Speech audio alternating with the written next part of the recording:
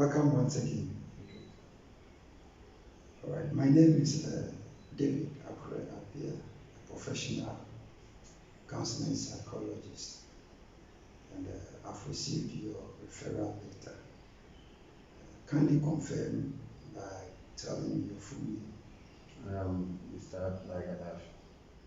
Okay. All right. So before we begin with our counseling process, uh, there is a need that I take you through what we call administrative procedure.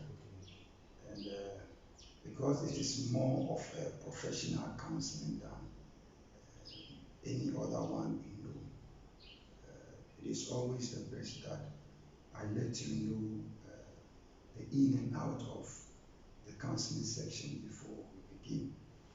So to do that, first of all, we need to understand that our counseling session should be between 8 to 12 4 sessions at least.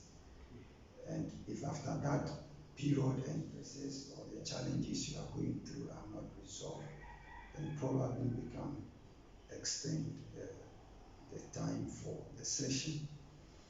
But we need to also understand one thing, that along the way as counseling goes on, I may be recording video of our sessions and then be taking certain notes as well.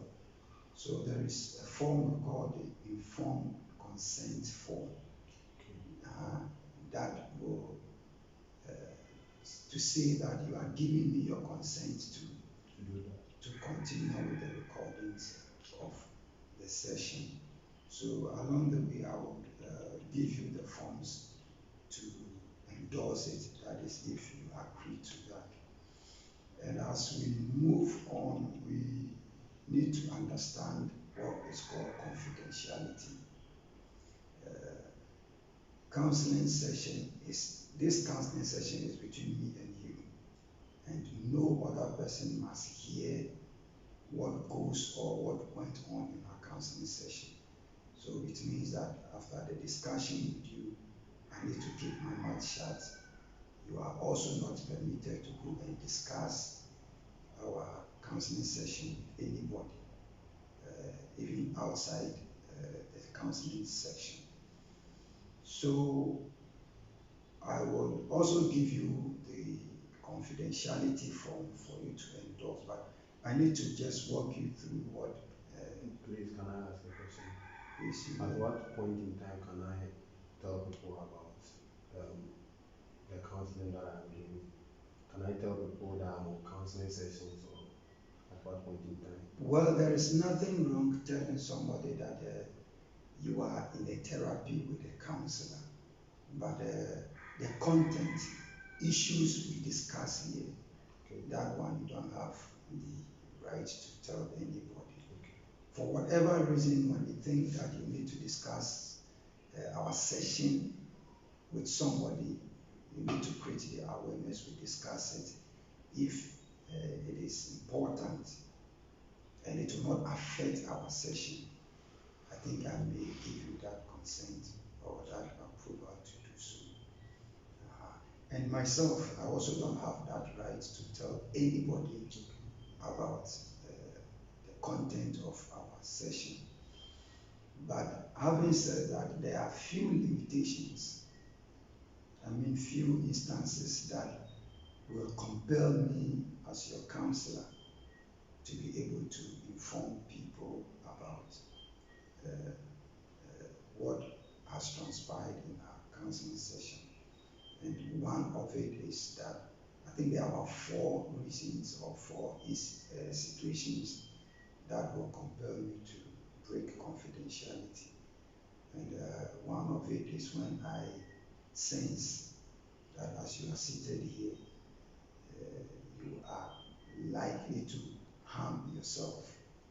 That is, you may be thinking of suicidal. If I'm aware that you are thinking of suicidal, you are thinking of doing anything dangerous to yourself, if I get to know, as a counselor, I'm obliged to break confidentiality by informing the necessary or appropriate authorities, not to push you into challenge or problem, but I am doing that to save your life because you mean so much to me. And then secondly, when I say that you would cause harm to another person, probably you are in a relationship with somebody and you feel that the person is the one causing you the stress or the challenge you are going through, and you might be thinking that taking that person off from the land of the living will make you feel good. If I get to know, that will also compel me to break confidentiality because it is a form of murder and it's a criminal offense. So that will also push me to break confidentiality. And the third one is when I also sense that you are causing harm or you will cause harm to the vulnerable. That is a child, the aged, and then any other person that probably you overpowers or probably you have the ability to uh, uh, cause that harm to that person. That will also, in a way, cause me, or push me, or compel me to break confidentiality. And the last but not the least, as we are in a session, if it happens that the court need any information about our counseling proceedings, that also I am obliged to break confidentiality and then inform the court of every level we've gotten to as far as our counseling is concerned. And in case they request for any of our recordings and notes, I'm also obliged to do so. And one reason for the court subpoena is that the laws of the land supersedes every other legislation under the country or in the country we belong. And so therefore, anytime the court subpoenas us, that he wants to know what has gone through, what we've gone through, what we've done so far, I'm obliged to break confidentiality and then inform the court about whatever information they need from us. Having said this, I don't know if you have any questions so far or you have any concerns so far. Okay, so if you don't have any question for me, then I will give you the informed consent and the confidentiality form. Please take your time, read through, understand every bit of it, and then if you are okay, you append your signature. Let me lend you my file to do so for me.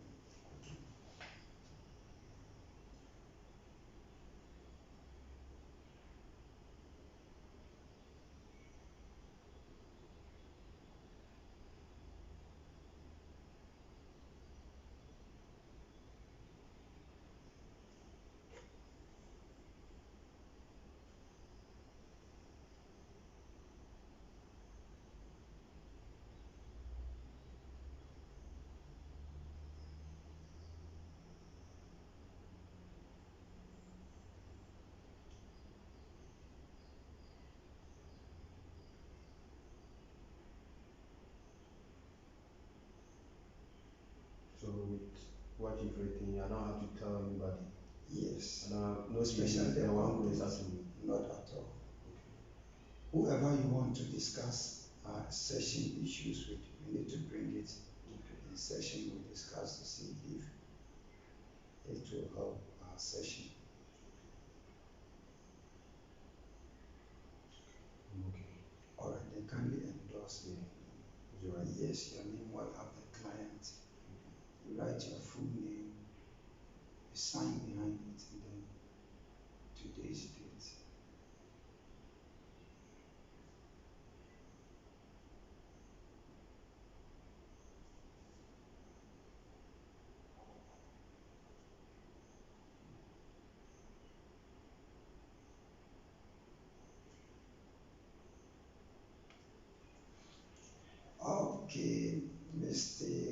Gaddafi Abdullah, thank you so much for endorsing this form. It means that we are now set to continue with our counseling section.